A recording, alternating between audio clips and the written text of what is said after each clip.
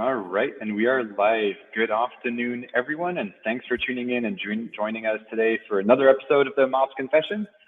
Today, I'm thrilled and excited to bring on Scott Brinker, who's the VP Platform and Ecosystems or Platform Ecosystem rather, at Hubspot, and also the editor of chiefmartec, which probably a lot of the folks on the line know. So we're really, really delighted to have you on board. I'm sure the chat is going to have a ton of questions, all things related to either HubSpot or the chiefmartec reports. But just before we get started, we wanted to do a tiny little bit of housekeeping.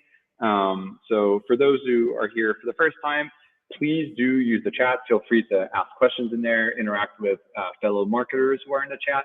There's also a little tab for questions. Please don't be shy, go in and ask questions. What we'll typically do is as the questions come in, if they fit into the flow of the conversation that we're having, we'll kind of pull them out and ask Scott all the awesome questions that you folks will have.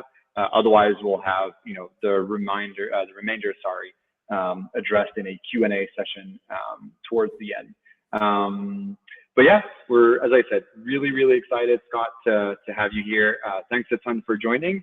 And I guess to kick things off, one of the things that we were talking about right before we joined was kind of what led you to get started with chiefmartec. And I thought it was a very interesting and relevant story to the topic today of marketing operations. So if you don't mind sharing that little bit of your past and what led you here, that would be awesome. Awesome. Well, thanks for having me here, Francis.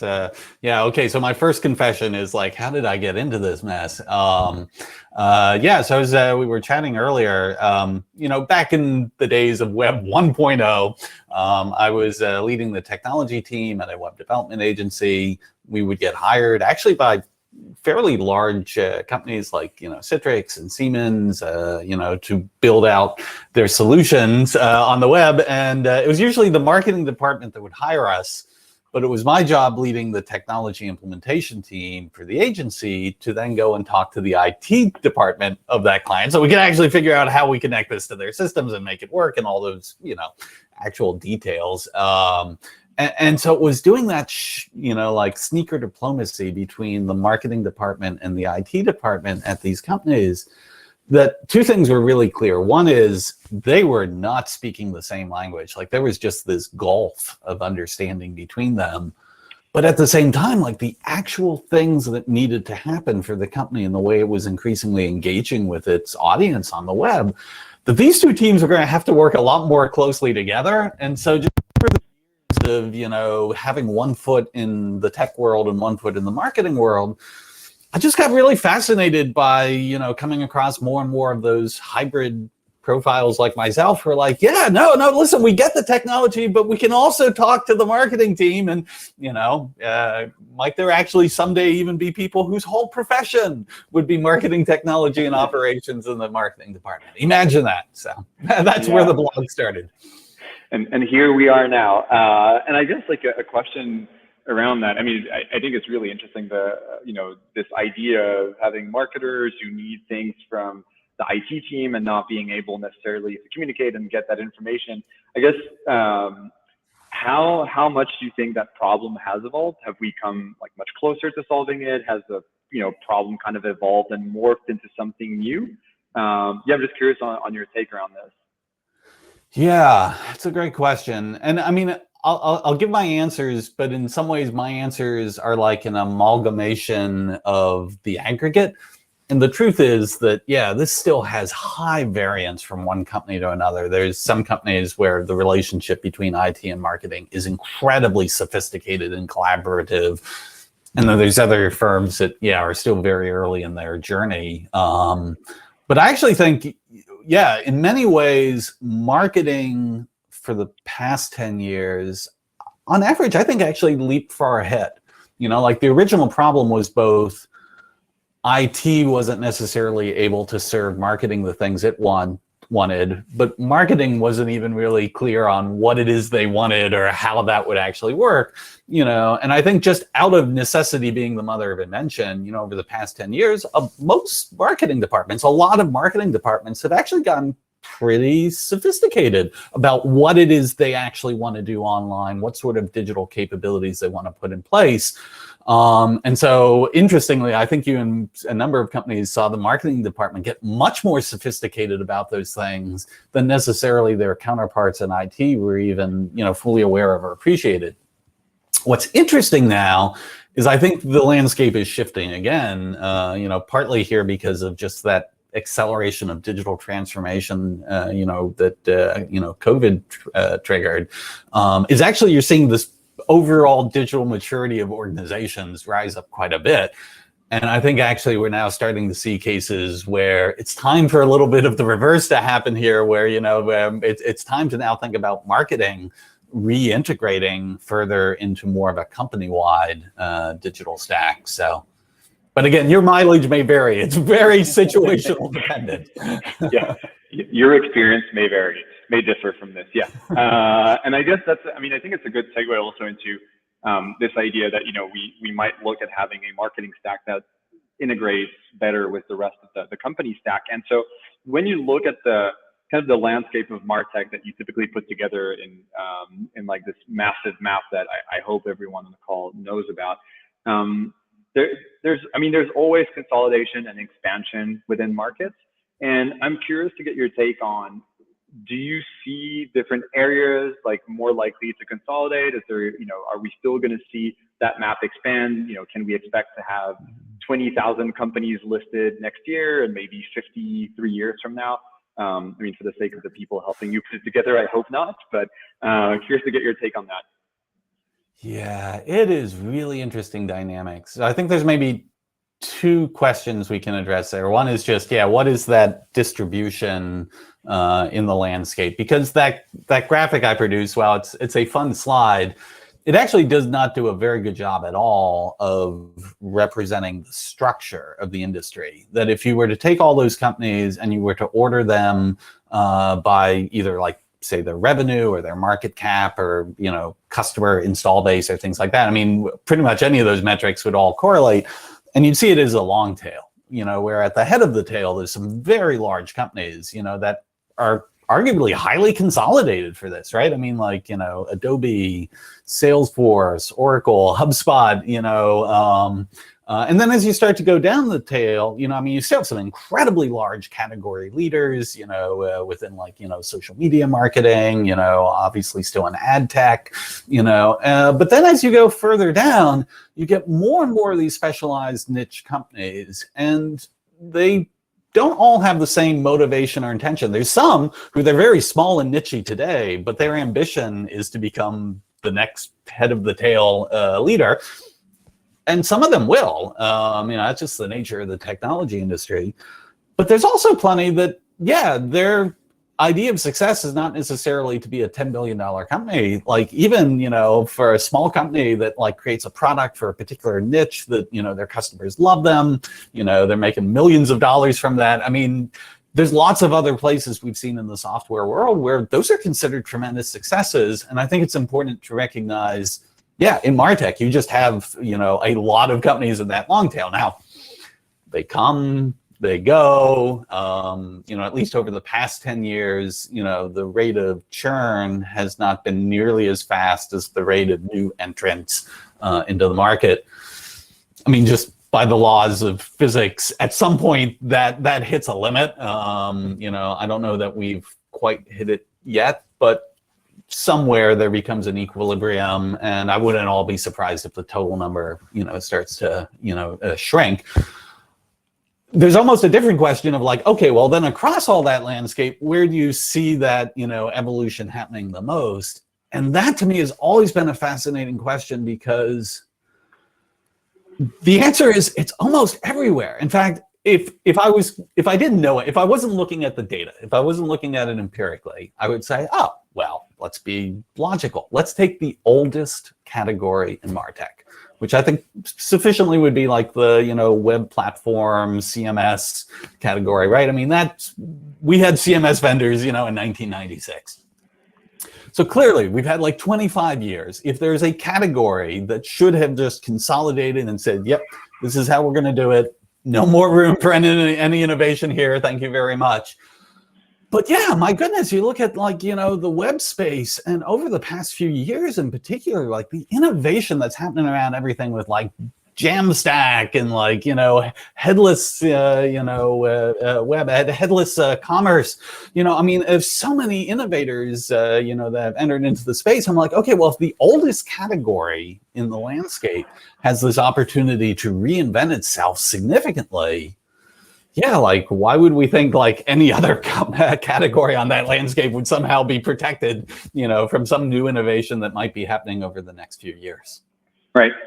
No, and I think it's interesting because when there's always this bias in the market, right? And when you're talking to there's kind of supply and demand, I guess, almost like from a money perspective, right? Where there's companies that are looking to provide value to customers, and they're going to find a niche that isn't necessarily exploited by one of the bigger kind of leaders in the category, and they create this solution for a niche. And one of the interesting things there is when you talk to venture capitalists, like one of the things that really scares them away from the MarTech space is that a lot of companies are really great at capturing that niche and being really deep into it, but then they struggle to expand beyond that kind of like 10, 15 million run rate, where then you now have to go and eat some of the other niches that are around you, where there's already someone like some kind of incumbent there. And so, and this is something that we've seen, time and time again. I think it's hard to see, big, at least VC successes in the MarTech space. And I think to your point, right, that's where like the metrics are different, right? They are like amazing companies that are bootstrapped, like 10 million in revenue is not something to be, ashamed of. It's actually incredible to get to. But I think it does create this thing of like when you enter into the VC space and VC backed companies, like capping at 10 million is kind of a death zone for startups. And so that does have an impact on marketing ops folks where, you want to invest into technologies, but there's this fear that you might buy into a platform that a year from now is going to be defunct or is no longer going to be innovating because they're not going to get funding or that kind of stuff. And so one of the questions that I think, I hear a lot of people ask, and this happens to us from time to time when we'll have, the procurement team post, oh, what's your funding? Who are the VCs that are backing you? What's your run rate? Blah, blah, blah, all that kind of stuff. They kind of just get some sense of security that the company will, survive to, the term of the contract at least. And so I guess from your perspective, what would you recommend, marketing ops folks think about when it comes to bringing in a platform that seems to be, well suited for their niche, but, might not be, a category leader 5 years from now? Like what are the kind of components that they should think about and look for in these different vendors? Yeah. Okay. Some meaty questions there. So I think it's worth noting that not all MarTech is equal or should be evaluated, by the same criteria. And there's a lot of different cuts we could take of it. But one of the simplest ones is I think it's worth distinguishing between the central platforms, this basically the foundation of your MarTech stack, and then sort of specialist apps, that serve more niche, or specific team needs on top of that platform, and what the integration looks like between them. And the reason why this is, relevant is like at the platform level, I think you should have very high standards of like stability of the company you're betting on. I mean, this is one of the reasons why the head of the tail gets a bit of that flywheel effect is, whichever platform you pick in that, in the head, you may like them at times, not like them at times, but you're pretty certain that, they're going to be around for a while. But that being said, like, when you start heading out to more of these innovative solutions, as long as the risk-reward trade-off of what are we getting from this tool, and if this tool were to go away, or for that matter, even a simpler explanation of we tried this tool for a year and we ultimately decided we didn't like it as much, as something else, nonetheless, you have to be prepared for that tool being removed from the stack at some point too. And I don't know, I mean, let's get very specific. I mean, like, I don't know, I'll pick a tool like, Descript, for editing, podcasts. Love Descript, by the way. I think they will be one of the category leaders, but like, you can kind of imagine, like if I adopt Descript, adopt Descript, for editing my podcast. And either a year from now, I decide, I think there's a better tool I can use instead of Descript, or Descript, gets acquired by Adobe and Adobe just shuts it down or whatever. How much risk disruption am I actually experiencing there? It's very different than to say, oh yeah, I picked a CRM. Oh, and now that CRM has just gone away. Whoops. So I think you do want to evaluate your vendors through the lens of, I guess simply like, if they were to go away, how much of a disruption would that be? And the one thing I would just add on to this is I think this is one of the places that true platforms in the MarTech space can provide value, is if you get these really strong integrations between these specialist apps and the platform. One advantage is that just, things like the data, that happens through a particular specialist platform, if that's all ultimately being written back to your system of record, then even if at some point in time that specialist app goes away or you substitute it with something else, like the data is still your data and you still have it, in a system independent of that you control. I think that helps a lot in sort of like the long-term ability to design for change as well. Right. And I know that one of the things that I think is fairly dear to your heart also is that, kind of the concept of open platform and like open API, and making sure that, when you invest into a tool, making sure that, the data feeds back into the platform, that it integrates well with the platform to make sure that you don't create a massive kind of cost of bringing in that solution on top of the main platform, because then that also creates a little bit of the, unfortunately the sunk cost fallacy, right? Where people are just like, they don't want to leave that tool afterwards because they put so much time and effort into it, and it also makes it harder to evaluate products. So I think I believe that was something that that you mentioned that was like really core in the evaluation of different products that you wanted to bring in, is making sure that it has, it's not a black box, it's fairly open and you can see what's going on. The data actually flows back to something, either the main platform that you have or to some other data center that you can own. But yeah, would you confirm that? Yeah, absolutely. And I think, the industry, like if I look back a number of years, right, we were kind of as an industry at a solid D- on this front. I mean, like things were really fragmented and siloed. I think we've made a lot of progress as an industry. I'd probably give us at this point maybe more of a nice solid B.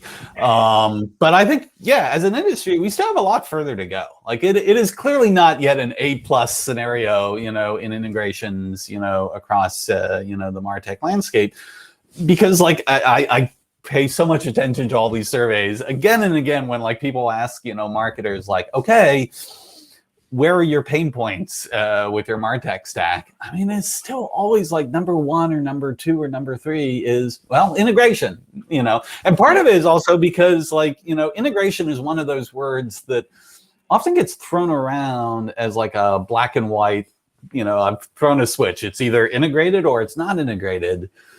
But as, of course, your marketing ops audience knows, no, this is actually a spectrum. And there is a question of degree of integration.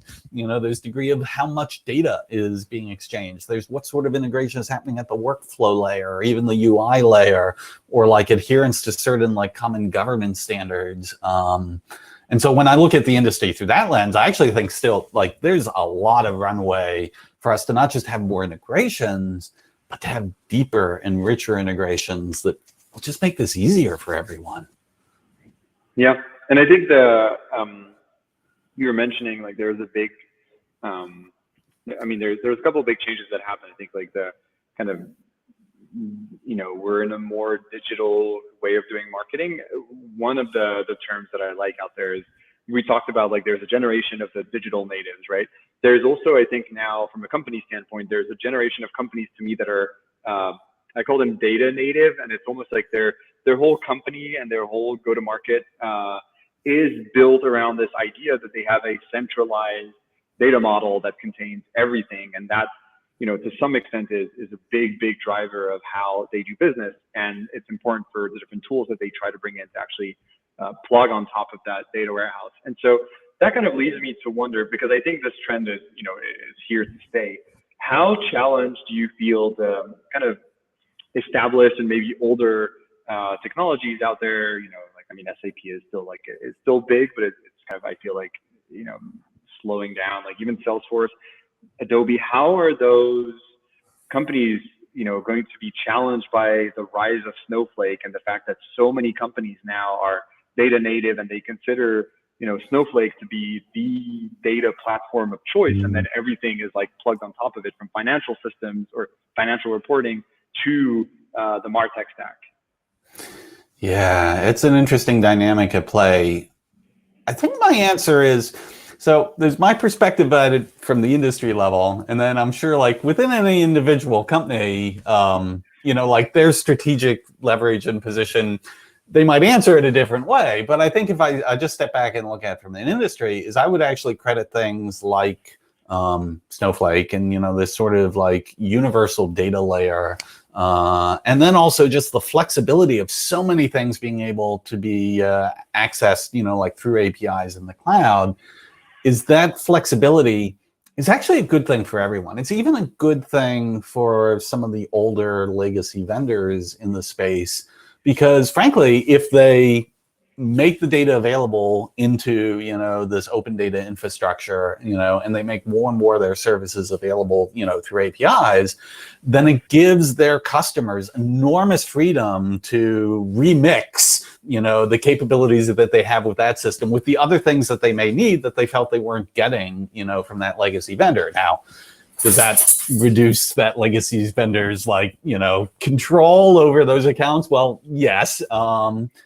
But again, this is one of the things I think and this is part of why just the dynamic of this explosion of the MarTech landscape, why it hasn't consolidated the way software used to before the cloud was just, I mean, in an earlier age, all the actual operational incentives were designed towards, just one massive vendor who does this all.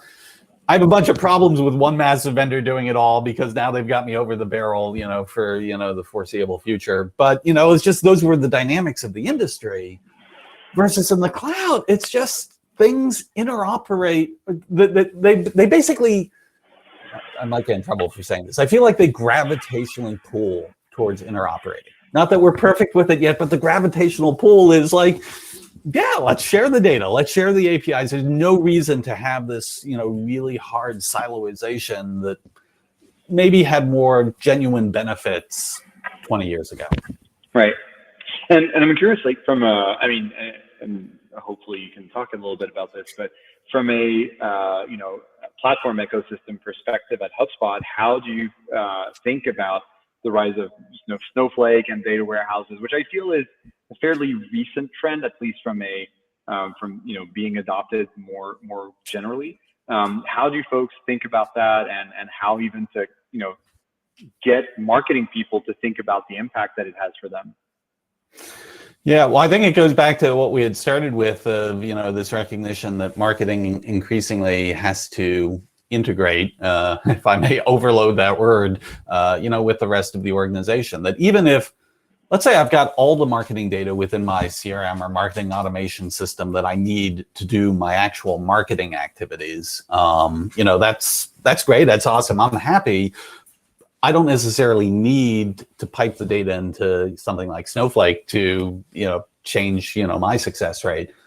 But the truth is, right, by being able to make that data available in Snowflake so that, data analysts, folks like machine learning teams, running different modelings, who are perhaps working in other departments who aren't native into, this tool set that we as marketers are using, they have access to that data and they can start to find additional value out of it.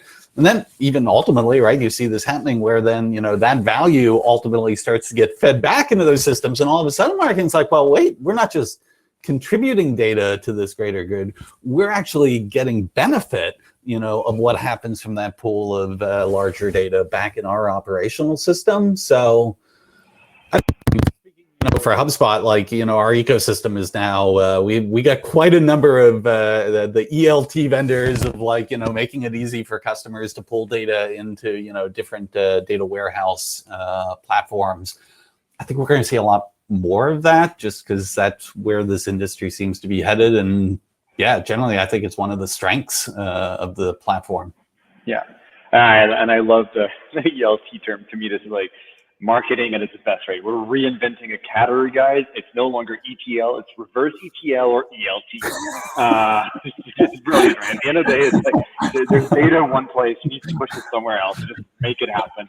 But I think it's brilliant, right? Because it just creates like a lot of awareness, and now people need to buy these tools, and it makes sense. And that kind of, I mean, I guess joking aside, leads me to one question that to some extent is dear to my heart, but I think there's a lot of noise out there, right, in the MarTech space, and there's like thousands and thousands, as your graph shows it, of vendors out there. And so, how much do you think of kind of the need that exists today on the marketing side is driven from the existence of these companies, and kind of these companies, hammering their message of like, oh, you need an ABM platform, and you need like a PLG platform, and you need like an SMS push solution that is different from your ESP, and you need this and you need that. How much of it do you think, like maybe, like a percentage wise, or like even an opinion wise, how much of that is, driven by vendors to create that need, and how much of it is a need that actually really warrants a separate product and category in the market? Yeah, I mean, I could offer my opinion. I'd be curious. Yeah, I mean, just what you think from your experience as well, too. But I've generally found that the hype around, particularly once you start getting into acronym city, like I was thinking the other day, could we have a BNPL LCNC ELT tool for MAT? Anyway, all right. If someone in the audience gets all that, like I owe you a coffee or a beer. But I don't know. I just think, at some point, like what really motivates decision makers is a clarity of use case. I think sometimes you can almost get too over your skis when it comes to ROI, because in a lot of cases, a lot of the technologies, we put in place are, they don't always have like the most direct correlation to, like, I mean, like some things like, like a Google AdWords, like, hey, I spend this, I get these many, leads. Like, yes, it's a very clear ROI. When you're talking about capabilities that you're putting in place, there is an ROI, but it just, they've just become more steps in it. So you have to always be careful, I think, a little bit with like the ROI arguments, because like, okay, yeah, how many assumptions are going into that ROI model? But use cases are just really clear. You're like, listen, do you want to do X with your customers? Do you think that is valuable? If the answer is yes, let us show you how this works. Here's what we would charge for that. Is that worth it to you? I don't know. I mean, I think some of the best MarTech companies out there, they just are so good at explaining the use cases in clear, crisp language. It's really just obvious examples. And you're like, oh, yeah, I get that. And then I either want that or I don't want that, but at least I understand what it is I'm getting. Right. And I guess it's fair to say that actually, I hate to pick on my favorite, industry, but in that whole landscape of MarTech companies, part of how I assemble that landscape is we actually visit the website of every single one of those companies as we're trying to triangulate even, what category to put them in. And it's depressing often, like how many of those that I'm a pretty savvy MarTech person. I've gone to your website, I've read every single page, and frankly, I still really have no idea what you actually do. But on the flip side is then when you go to websites of MarTech companies who they're just really good at explaining, their use cases and what they're doing. You're like, wow, that's wonderful. Why isn't everyone else doing that? Yeah, no, and I think it's interesting. It's one of the challenges in I think marketing ops particularly, because I feel like it's a job description that is very recent, and therefore, there's no study. Nobody studies to become marketing ops, right? And so a lot of the education is actually coming from the vendors, which I think is where it's tricky. I think a lot of the great vendors are where they are because they did a really good job at educating the professionals out there to figure out, like, this is what you should be doing, this is how you should be doing, this is how you should be thinking about it. I think the whole fact that, HubSpot was so into the idea of like inbound marketing and how to think about content, like this whole idea of like transforming the way you think about going to market in a more scalable manner is, I to some extent, I think is part of HubSpot's success, because it was really trying to transform the way people thought about doing marketing. And to some extent, I feel like the flip side of this is, and this is like one of my categories that it's not that I don't dislike it. I feel like ABM to me is something you do, it's not something you buy. And I feel like there's a lot of the tools that, a lot of the categories out there where it's more about like a way of thinking than it is a tool. Like ABM is something you do, again, not something you buy. But at the end of the day, like the only way you can learn to do it is generally by buying a vendor who then brings you through an onboarding and coaches you through this. And so that's where I think there's this challenge where, again, like you can do ABM by doing like good, targeting through, AdWords and like some like really cool lookalike audiences, and then like having your sales team and your marketing team work together on field marketing and all that good stuff. But the ABM solutions kind of package it together and come with a methodology, which I think is something that's lacking out there in modern marketing, and I think even more on the marketing ops side. No, I think that's fair. And it's actually interesting. I'm thinking of my own experience. Over a number of years, I'd programmed the agenda for the MarTech conference. And one of the things that is always frustrating in programming that is very often, like for a particular topic, the best person to actually speak about that was someone who was working at one of the vendors in that space, because let's face it, they basically spent a career like thinking about how do we do this, how does this work, what are these dynamics. But the challenge was, all too often, too many vendors, when they in a conference, speaking in an editorial session, I don't know, it's like some switch like flips off in their brain, and it's like, yes, so now let me explain to you why you should buy our product. And again, this isn't them all, and I've had a number of speakers who did a marvelous job of not falling into that mode. But I think it's my point there is, I think that's actually the broader dynamic you see just in marketing in the MarTech space itself. Is it's really easy for vendors to get into a mode where they're marketing themselves less than they're actually educating on, like, okay, what is this new use case is my thing. Like, what are the use cases you want to do? Why do you want to do them? How would you do them? And being able to like explain it in a level that the light bulb goes off for people and say, like, yes, I get what you're doing here.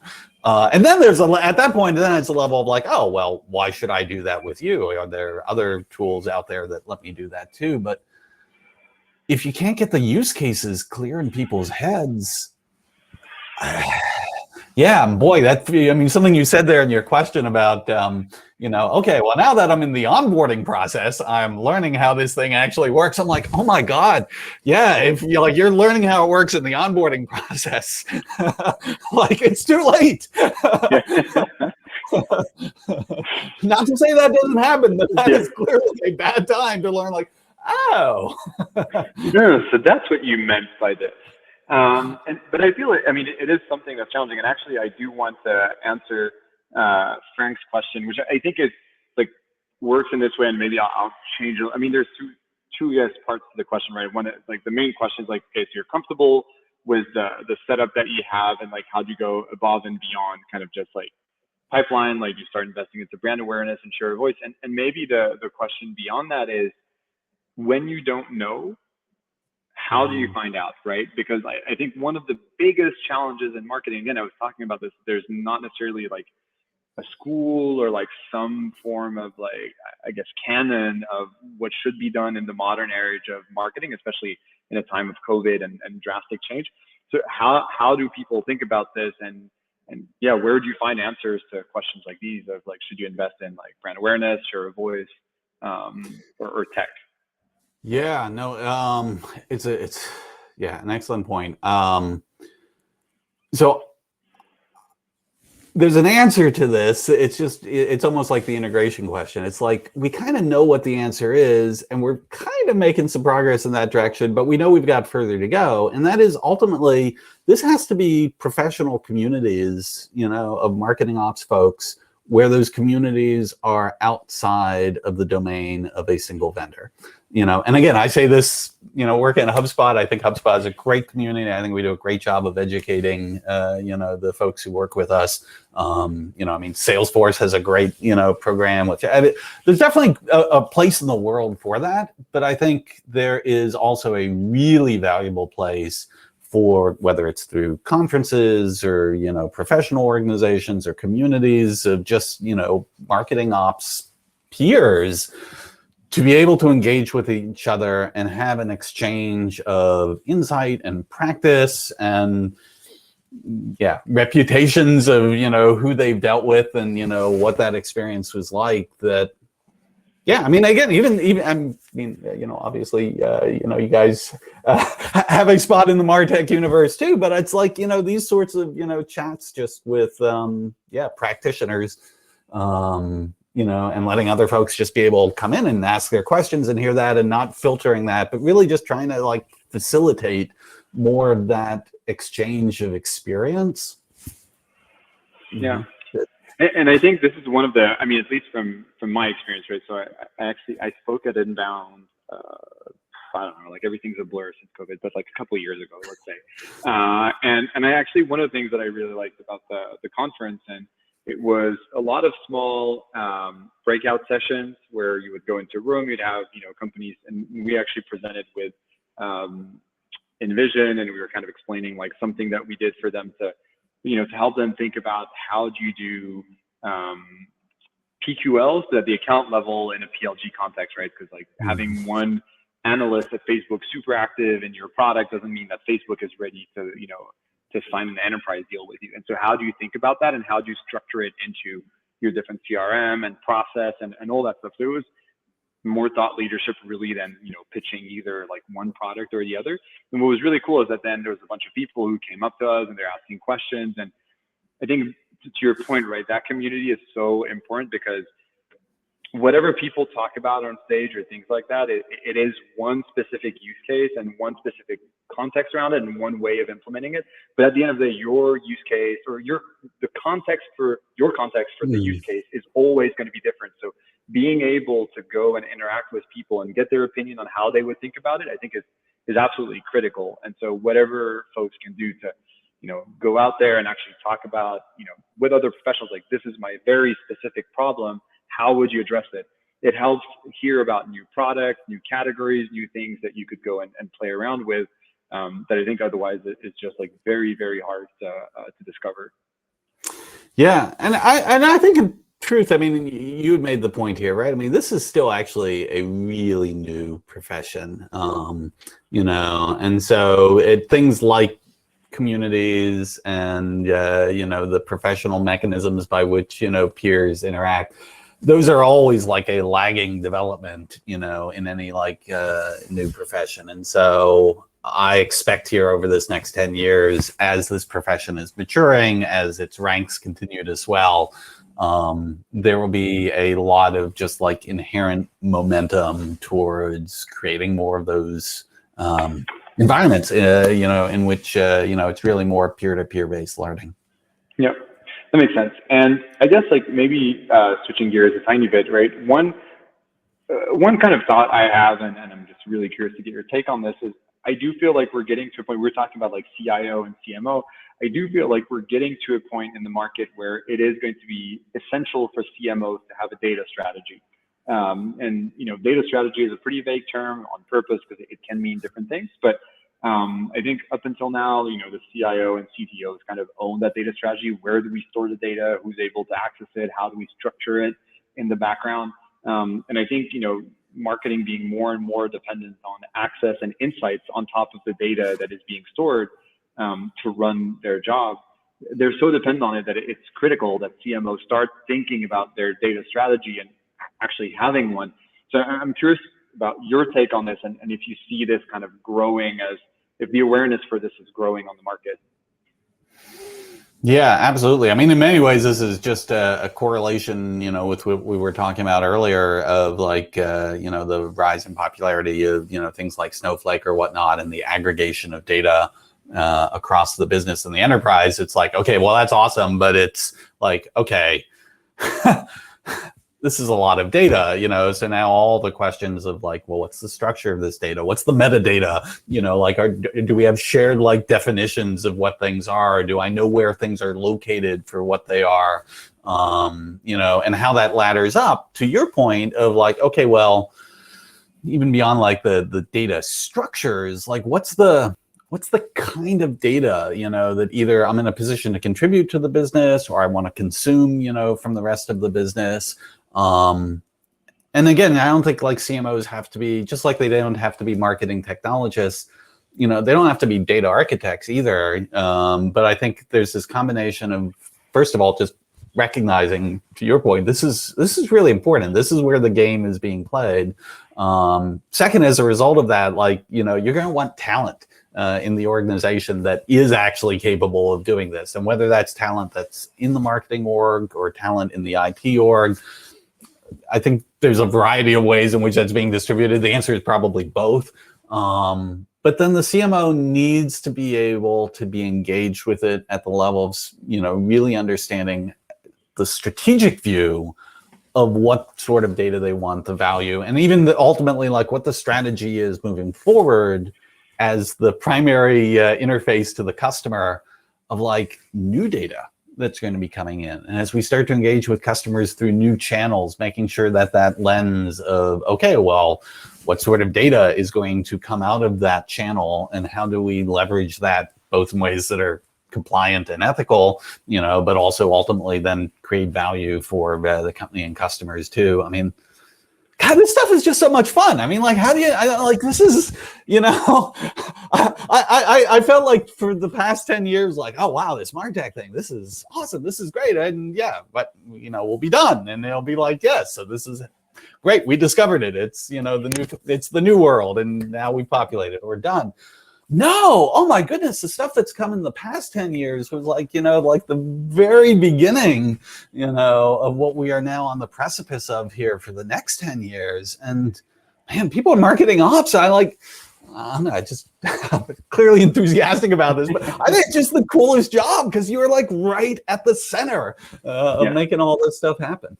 And yeah, and there's a ton of innovation going in there, and there's an opportunity, I think, being early on in any kind of area is super exciting because you get to be a pioneer and like you get to also like, contribute to defining what the space is going to look like.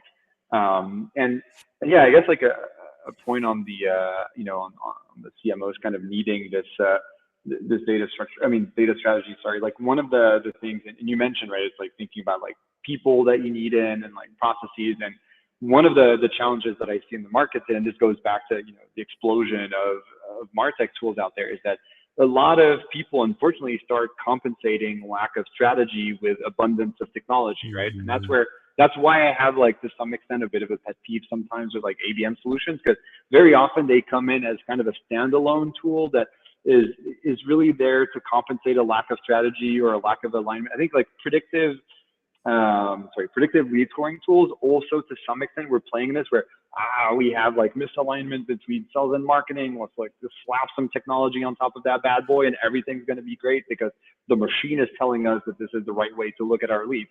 But ultimately, I mean, there's a lack of strategy there of figuring out how you want to align those two teams and what you can put in place to do that. And then if you have that overall strategy, at least the idea of using predictive lead scoring becomes one part of that strategy rather than hoping it to be the solution to all the problems. So I think we have seen this in the past, and that problem I think is just becoming bigger and bigger with like more and more data living outside of the realm of marketing, and marketing struggling more and more to get access to it and being so dependent on CIOs. Yeah. I mean, I'm just nodding enthusiastically. I think the pattern, and obviously this has been taken in a number of cases to being the joke of, I think Tom Fishburne, Marketunist, has, like the, marketers who are like, oh, look, squirrel, there's some of that reputation, perhaps not undeserved, but I don't know. I kind of feel like, this idea that for the most part, you want strategy to precede technology, and the recognition that technology is just one piece of the classic process, people, technology triangle for implementing that. I think the only thing I push back a bit occasionally is I feel like that's true for, say, 90% of what you're trying to do. But one of the challenges we have is the technology environment in which our business is competing is actually changing very rapidly. You know, and like if you get too focused in this mode of saying, okay, strategy precedes technology, I don't even want to hear about technology unless if it's something that aligns very specifically with my strategy, sort of shuts the door on saying, you know, there might be innovations and technologies that are happening out here that as I become aware of them would influence my decision about what my strategy should be. And I think you want some mechanism to be able to have that exploratory feedback loop. It's got to be in check. It's got to be like a small percentage of the whole. You don't want those out of whack, but I do always feel like the need to defend that, you know, some of that exploratory innovation is but how winners emerge. And I think that's why I say the CMO needs a data strategy, because to me, the ability, or there is a strategy that is required in choosing, you know, you talked about like, okay, you need a platform and you need to make sure that this platform actually has an ecosystem, integrates with stuff. That to me is part of the data strategy, because you're realizing if I want to be able to, you know, learn quickly, I need to have something that can quickly plug on top of my main, you know, whatever data frame. And if it's like whatever platform you use, and if you use a platform that is this black box that has no external integrations and all you're kind of in this vendor lock where all you can use is like, you know, Evil Corp systems, and you can only use Evil Corp ESP and Evil Corp CRM, then you're kind of done, right? That kills your innovation. So that's why I think the idea of, you know, figuring out, does your platform allow for like quick implementations and testing of other tools is so critical, because if you don't have that, you're going to die, because like technology is constantly moving and you need to have as part of your strategy, you know, testing is critical in marketing. You have to test, but you need to have your technology set up to allow for testing. And that to me is why I talk about this data strategy, because, you know, it is a big part of being successful, is making sure that you're set up for, you know, for your team to be able to try. Yep. No, I one of the things I've advised many folks are, you know, like I get asked very often about like stack design and how should I think about which tool. And to me, like the first principle is design for change. You know, you don't know what you don't know that's going to be different 2 years, 3 years, 5 years from now. And I think to me, yeah, in my brain, I connect that with, you know, what you're advocating here on the data strategy of just being in a position that as we experiment with new stuff and change, like it's happening in the context of a framework to make sure that, yeah, we were actually able to track this, we're able to get the value out of it, that it's not, just 1,000 things blossoming completely in their own, you know, separate little ponds. Right. Yeah, and then you end up in the beautiful world of revenue attribution when you're trying to figure out from the ROI perspective what you can attribute to each one of them, and they all have a different way of tracking stuff. So it becomes a nightmare. And I guess, and maybe you've already given the answer to this, but I'm curious. Like, I mean, a question I'm sure you get asked a lot is how should people think about designing like a winning MarTech stack? Like, what are kind of the ingredients for the recipe for you know, the Scott Brinker approved MarTech stack? Yeah, I would not be so egotistical as to imagine that, like, yes, I would have one master stack plan that one size fits all, it's perfect. It really is so dependent, not just on your business, like in the sense of like what you're trying to accomplish, who you're engaging with, but even quite frankly, just the maturity.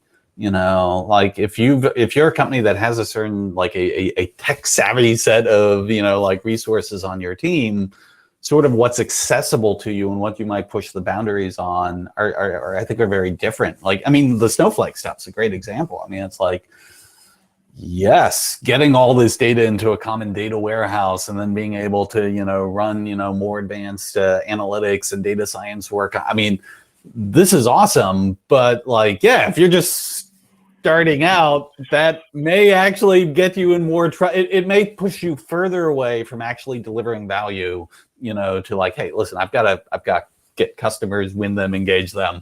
I'll start with something much simpler. So yeah, it's hard to give the universal stack answer, other than I do think, just coming back to what we said earlier, this idea of distinguishing between the foundation and the things you layer on top of that foundation is make the investment in thinking very carefully about your foundation. And if you do nothing else, get that one foundation, something that you're happy with, something that you're like, okay, yes, I can do a lot. I can get a lot of value out of this. It works the way I want.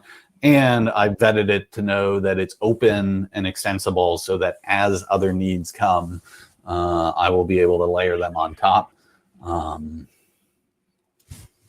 Yeah, there's a good decision framework that I know I like to use a lot, is the concept of revolving doors, right? And I think it's similar to what you were talking about initially, right? But there are decisions of like bringing tools into your stack that are revolving doors where you can easily go back if it doesn't work out. And there are others that actually have a massive cost where you could almost consider it a one-way kind of door.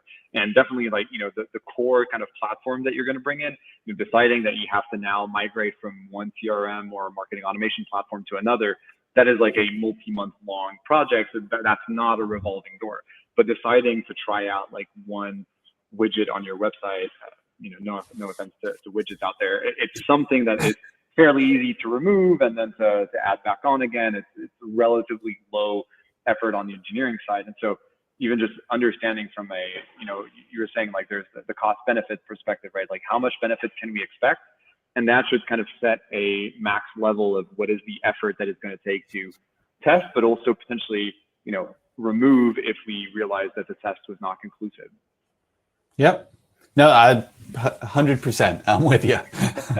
and so I guess like one, and I have a couple more, but like this, another one that I know like comes up a lot in the world of MarTech. So I guess the question is like, do you have, at least for yourself, a framework that you would recommend people start using when they think about like the build versus buy versus both? Like there's a lot of these conversations again with the CIOs, and you were talking about running models on having data scientists that run models for marketing, kind of like dear to my heart, because this is what we are trying to allow marketers to run their models themselves without needing data scientists or any kind of like machine learning knowledge or whatnot. So I guess like what is the framework that you would recommend people use when they know they have a need, they've identified that they want to do something, and there's a discussion internally of actually like we could have some engineers build this, versus like there's like a vendor out there that we know is a decently good fit and we would have to go buy the solution?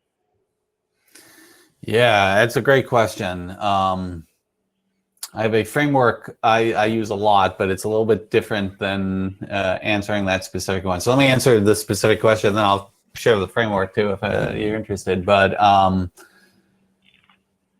my view has always been to lean towards buy over build, with the caveat that you can extend it, and that what you are buying is essentially, I've commoditized is almost the extreme end of it, but like, I don't know, like a great example would be something like if you're thinking of like building your own email delivery service at this point, just stop and just consider that very carefully. And by the way, for what it's worth, I will say this as a fellow who in a previous life built his own email delivery.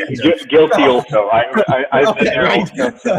and maybe there was a time where that made sense. Or maybe I was just young and had no idea what I was doing. Either way. But I think at this point in time, right, I mean, like, there's so much out there in the form of, the cloud platforms of what you can get from AWS and, Google Cloud, the API services platforms from companies like, Twilio and Stripe. And then even, right, the app platforms, like HubSpot and Salesforce that just, have these incredibly rich APIs that, as much of that as you can leverage, and then the layer that you're building is really just the thinnest layer of what is unique to your business, what you're not going to get generically, out of the box. I think for most companies, that's the right way to think about it. I mean, if you're Netflix, if you're Uber, I've chatted with folks at those companies who have absolutely built from the ground up some of their own Right. stacks, and maybe actually what they're doing, that's right. But boy, 99.999% of the cases, I don't think that's the strategy you want to take. Yeah, one thing that I talk a lot about in these confessions, I feel, is the similarities between product management and marketing ops, because I think there's the same thing where you're very close to the engineering and close to putting the things together, and you're also supposed to be the person who translates the business requirements from marketing and go to market into kind of a set of technical requirements that can be executed by a different tool. And one of the, I think, at least one of the articles that I keep on constantly referring to in the product management side is this article titled "You Are Not Google." And the whole idea of it is that the scale of Google or LinkedIn that led them to build some of the tools that they have. So if you think of like Kafka, which is their messaging, backend messaging system for LinkedIn, they built it because they were getting billions of messages in their queue every day. Like 5, 10, maybe 100 companies out there have that scale today. You're very likely not one of them. And so making sure that you don't make technology choices based on what you read in Crunchbase or on TechCrunch or one of those like publications where it only talks about the big companies is really critical, because then you can go down that route of thinking that, you know, you're going to have to build things like Uber or Netflix or whatever, when it's not the case. Most companies can do with, you know, a good email service provider that's already out there.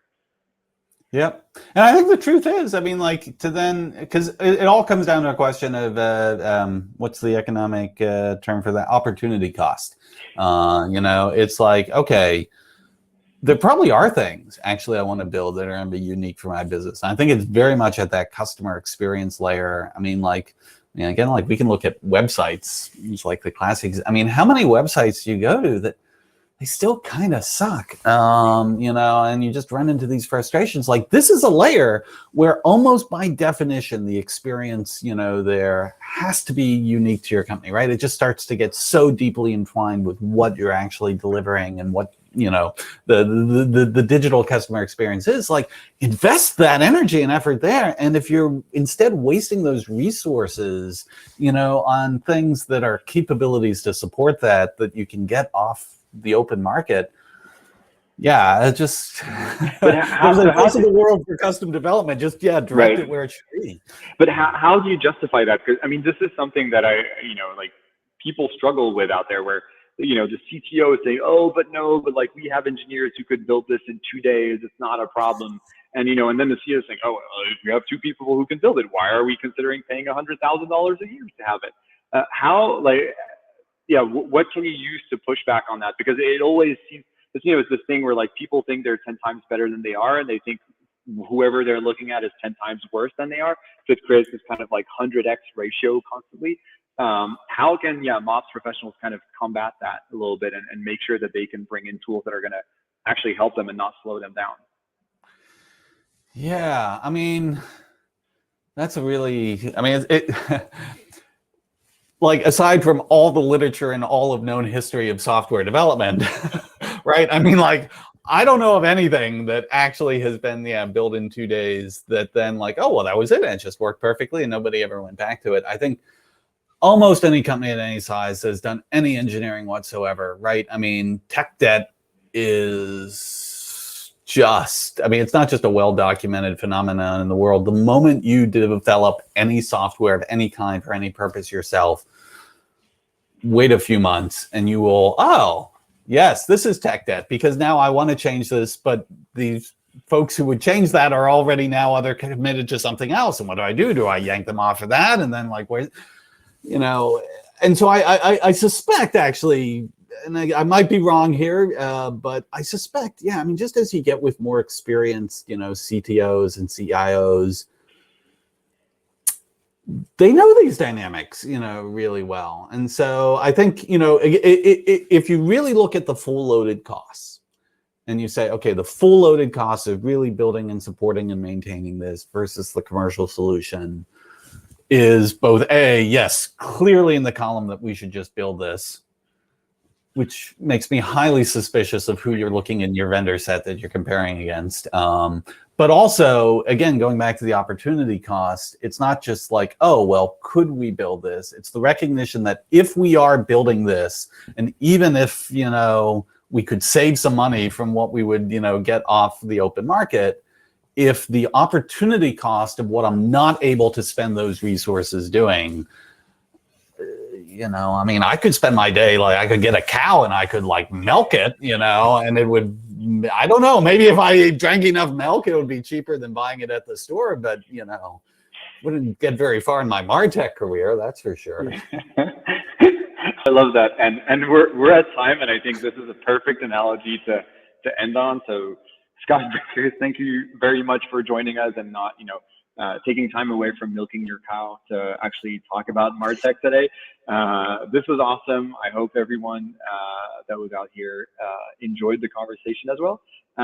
Next week, we are very excited to have Jareen Eris from Reciprocity, who's going to be joining us. I think it'll be another awesome session. We'll be sending out the recording because I think this was packed with insights and probably kind of requires some time to go over it. We're both very passionate about the space, so hopefully that kind of showed. So Scott, all that's left for me to do is to thank you again a ton for joining us and looking forward to keeping the conversation going. Sounds great. Thank you so much for having me. All right, everyone, have a great rest of your day, and we'll talk to you very soon. Bye.